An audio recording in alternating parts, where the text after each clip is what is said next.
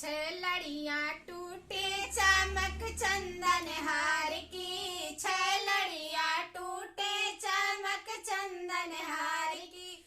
हरवा पहिरे हम बागों में गईली, हरवा पहिरे हम बागों में गईली। ओ मलिया पूछे तू बेटी किस बाप की, ओ मलिया पूछे तू बेटी किस बाप की।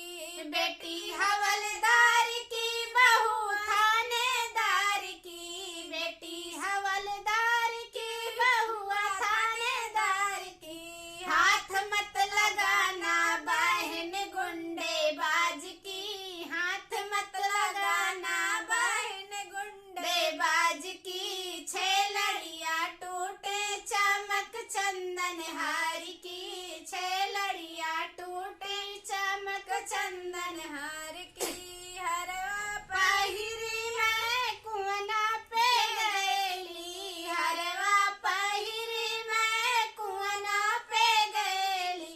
ओ कहरा पूछे तू बेटी किसे बाप की, ओ कहरा पूछे तू बेटी किसे बाप की। बेटी हवलदार की बहुआ सूबेदार की, बेटी हवलदार की बहुआ सूबेदार की। हाथ मत लगाना बहन गुंडेबाज की, हाथ मत लगाना बहन गुंडेबाज की, हाथ मत लगाना बहन गुंडेबाज की।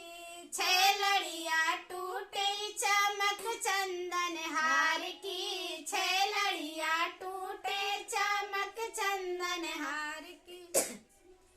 हरवा पहिरी मैं महलों पे गईली, हरवा पहिरी हम महलों पे गईली। वो राजा पूछे मैं बेटी किसे बाप की, वो राजा पूछे तू बेटी किसे बाप की।